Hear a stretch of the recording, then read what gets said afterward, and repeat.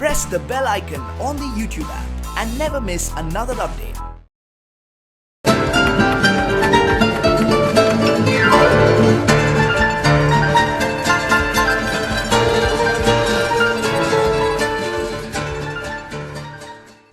Hi friends, నా పేరు చంద్ర. మీరు చూస్తున్నారు SA Telugu tech zone. So friends, previous వీడియోలో మనం ఇంట్రడక్షన్ టు లాంగ్వేజెస్ అని చెప్పేసి ఒక వీడియో చేశాను. ఆ వీడియోలో నేను అసలు లాంగ్వేజ్ అంటే ఏంటి, అసలు ఈ సి లాంగ్వేజ్ ఇవన్నీ ఎందుకు వచ్చాయి, మన లాంగ్వేజ్ ఏంటి, కంప్యూటర్ రీడ్ చేసే లాంగ్వేజ్ ఏంటి, వీటన్నిటి గురించి నేను ప్రీవియస్ వీడియోలో చెప్పాను, ఇంట్రడక్షన్ టు లాంగ్వేజ్ అని. సో ఆ వీడియో వెళ్ళి చూసిన తర్వాత మీకు మొత్తం క్లీన్గా అర్థమవుతుంది. నెక్స్ట్ దాని తర్వాత ఈ వీడియోకి రండి. ఈ వీడియోలో ఏంటంటే మనం అసలు సి లాంగ్వేజ్ యొక్క ఇంట్రడక్షన్ గురించి మాట్లాడుకుందాం. ఇంతకుముందు వరకు మనం లాంగ్వేజ్ గురించి మాట్లాడుకున్నాం ఇంట్రడక్షన్. ఇప్పుడు ఏంటంటే స్పెసిఫిక్గా సి లాంగ్వేజ్ గురించి మాట్లాడుకుందాం. సో చూడండి, first of all C language అంటే ఇది మధ్యలో mediator between high level language and low level language. ఇక్కడ హై లెవెల్ లాంగ్వేజ్ అంటే మన లాంగ్వేజ్, హ్యూమన్ లాంగ్వేజ్, మనం మాట్లాడే భాష. లో లెవెల్ లాంగ్వేజ్ అంటే బైనరీ, అంటే మిషన్ లాంగ్వేజ్. సో అది కంప్యూటర్.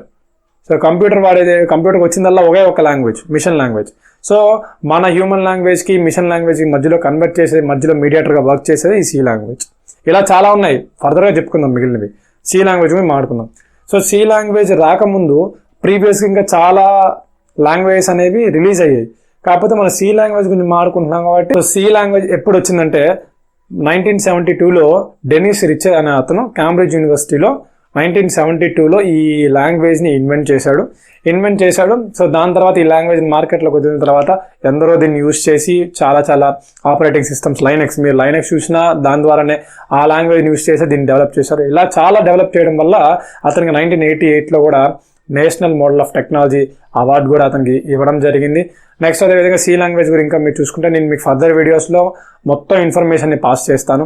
అదేవిధంగా ప్రోగ్రామ్స్, కొన్ని నెంబర్ ఆఫ్ ప్రోగ్రామ్స్ నేను మీకు చేసి పెడతాను. బేసికల్గా ఏంటంటే చాలామంది ఇన్ఫర్మేషన్ పాస్ చేసేసి ఏదో 2-3 ఈ అల్గారిథమ్స్, అవి ఇవి స్ట్రింగ్స్, ఫంక్షన్స్ అవి ఇవి చెప్పేసి అయిపోయిందని చెప్పేస్తారు, థియరీ చెప్పేసి. కానీ అసలు థియరీ అయితే చెప్పను. థియరీ నేను ఫ్రీ ఉన్న టైంలో వీడియోస్ అనేవి చేసి పెడుతుంటాను. కాకపోతే మెయిన్గా కాన్సన్ట్రేషన్ అనేది నాకు ప్రోగ్రామ్స్ మీదే పెడతాను. సో ప్రోగ్రామ్స్ అనేది అందరూ నేర్చుకోవాలి. ఈ థియరీ అంతా ఎందుకంటే ఈ ఇంటర్వ్యూస్కి మార్క్స్ కోసం అవి 2 రోజులు నేర్చుకొని మర్చిపోతారు మీరు. కాకపోతే ఈ ప్రోగ్రామ్స్ నేర్చుకోవడం వల్ల మీకు ఏంటంటే కాంపిటేటివ్ ఎగ్జామ్స్కి మీరు ఎప్పుడైనా గూగుల్ ఇంటర్వ్యూస్కి అటెండ్ అయినా ఖచ్చితంగా వాళ్ళు స్టార్టింగ్ అడిగేది అదే, ప్రోగ్రామ్ చేయమంటారు. నీకంటూ ఒక ఇంపార్టెంట్ ప్రోగ్రామ్ ఇచ్చేస్తారు, ఏదన్నా వాళ్ళకి ఇష్టం వచ్చింది ఒకటి ఇచ్చేస్తారు. ఓన్గా నువ్వు దాన్ని అక్కడ ఎగ్జిబిట్ చేయగలగాలి, ఎగ్జిబిట్ చేసి రన్ చేయగలగాలి. సో ఆ టాలెంట్ నీలో ఉండాలి. సో అది మొత్తానికి కూడా ఇవన్నీ డెవలప్ చేసేదానికి నేను మొత్తం మీకు చాలా నెంబర్ ఆఫ్ ప్రోగ్రామ్స్ అనేవి నేను పెట్టడం జరుగుతుంది. So first of all C language మనం రన్ చేయాలన్నా, సి లాంగ్వేజ్ నేర్చుకోవాలి అన్నా మనకు కావాల్సింది 2, ఒక కంప్యూటర్, అదేవిధంగా దాంట్లో ఏదన్నా ఒక ఐడిఈ సాఫ్ట్వేర్. సో బేసికల్గా ఐడిఈ అంటే ఇంటిగ్రేటెడ్ డెవలప్మెంట్ ఎన్వైరన్మెంట్. సో ఇదంటే ఏంటంటే మనకి ఒక సి ప్రోగ్రామ్ని మనం రన్ చేయాలన్నా, ఎగ్జిక్యూట్ చేయాలన్నా మనకు కావాల్సింది 2. ఒకటి వచ్చేసరికి కంపైలర్, అదేవిధంగా టెక్స్ట్ ఎడిటర్ ఏంటంటే మామూలుగా మనం ఇచ్చిన ప్రోగ్రామ్ని మిడిల్ లెవెల్ లాంగ్వేజ్ నుంచి, అంటే మన హ్యూమన్ లాంగ్వేజ్ నుంచి లో లెవెల్ లాంగ్వేజ్లో మార్చేదానికి ఒక టెక్స్ట్ ఎడిటర్ కావాలి. అదేవిధంగా కంపైలర్ మనం చేసిన ప్రోగ్రామ్ని ఎగ్జిక్యూట్ చేయాలన్నా, రన్ చేయాలన్నా కావాల్సింది కంపైలర్. సో ఈ 2 మనకి ఆప్షనల్గా దొరికే ఐడిఈస్ కొన్ని ఉంటాయి. ఇప్పుడు మామూలుగా అందరైతే కోడ్ బ్లాక్స్ వాడతారు. అదేవిధంగా మీరు చూసుకుంటే ఇంకా చాలా ఉంటాయి ఐడిఈస్. మైక్రోసాఫ్ట్ విజువలైజర్ అని చెప్పేసి మైక్రోసాఫ్ట్ వాళ్ళది ఒకటి ఉంది. ఇలాగే నెట్ బీన్స్ అని చెప్పేసి ఒకటి ఉంది. ఇలా మనకి చాలా ఐడిఈస్ ఉంటాయి. కానీ నేను మీకు కోడ్ బాక్స్ ఉపయోగించి నేను మీకు ఈ ప్రోగ్రామ్స్ అన్ని కూడా చేసి చూపిస్తాను. అండ్ చాలా మంది ఏమనుకుంటారంటే ఈ సి ప్రోగ్రామింగ్ లాంగ్వేజ్ అనేది హాలిడేస్లోనో ఇక్కడ మనకి కోచింగ్ సెంటర్లో జాయిన్ అవుతారు. 3,000 4,000 కట్టేసి లిమిటెడ్ టైంలో ఆ 45 days 1 month అలా చేరుతారు. అందరినీ అనట్లేదు, కానీ అక్కడ ఉండే స్టాఫ్ కూడా ఏంటంటే కొన్ని ప్రోగ్రామ్స్ వరకే వాళ్ళకి వచ్చి ఉంటుంది. సో వాళ్ళు ఏం చేస్తారంటే ఆ ప్రోగ్రామ్స్ చెప్తారు, అక్కడికే టైం అయిపోతుంది, వాళ్ళు ఇచ్చిన లిమిటెడ్ టైం అయిపోతుంది. సో వాళ్ళ కంపెనీకి సంబంధించిన ఒక సర్టిఫికేట్ ప్రొవైడ్ చేస్తారు. అక్కడికి మనకి కట్ అంతే అయిపోతుంది. అక్కడికి ఇంకా మనకి ఏదైనా ఫర్దర్గా డౌట్ వచ్చినా మనకి క్లారిఫై చేసే వాళ్ళు ఉండరు, మనం నేర్చుకోవడానికి ఉండదు. అందుకనే నేనేం చేస్తానంటే మీకు ఫస్ట్ ఆఫ్ ఆల్ ప్రోగ్రామ్స్ మీద ఒక డెప్త్, ఒక మీ గ్రిప్ అనేది క్రియేట్ చేస్తాను.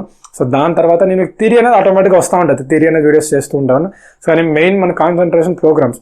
మీరు ఒక ప్రోగ్రామర్గా మారాలి అంటే ఊరికే ఎప్పుడో వారానికి ఒకసారి కూర్చొని ప్రోగ్రామ్ చేస్తే ప్రోగ్రామ్స్ అనేవి రావు మనకి. డైలీ ఒక హ్యాబిట్గా చేసుకుని ప్రోగ్రామర్ అవ్వాలంటే డైలీ ఒక ప్రోగ్రామ్ అయితే మీరు చేయాలి. ఒక ప్రోగ్రామ్ని మీరు రాసి రన్ చేసి మీరు ఎగ్జిక్యూట్ చేయగలగాలి. అలా చేస్తేనే మీకు ప్రోగ్రామ్ గ్రిప్ ఉంటుంది. సో గుర్తుపెట్టుకోండి, ఇది సి ప్రోగ్రామ్ ఒక ఇంట్రడక్షన్. అయితే మీకు ఫర్దర్ ట్యూటోరియల్స్ ఇంకా మీకు మొత్తం ఇన్ఫర్మేషన్, ఫీచర్స్, అల్గారిథమ్స్ వీటన్నిటి గురించి మీకు ఫర్దర్ వీడియోస్ చెప్తాను. సో నా వీడియో నచ్చితే ఖచ్చితంగా లైక్ చేయండి. నేను అడిగేది ఇది ఒకటే, లైక్ చేయండి. మీకు ఎటువంటి డౌట్స్ నాకు కింద కామెంట్ సెక్షన్లో కామెంట్ చేయండి. మీ ఫ్రెండ్స్ అండ్ ఫ్యామిలీ మెంబర్స్కి షేర్ చేయండి. అలాగే మళ్ళీ మంచి వీడియోతో మళ్ళీ మీ ముందు ఉంటాను. అంతవరకు thank you, have a nice day.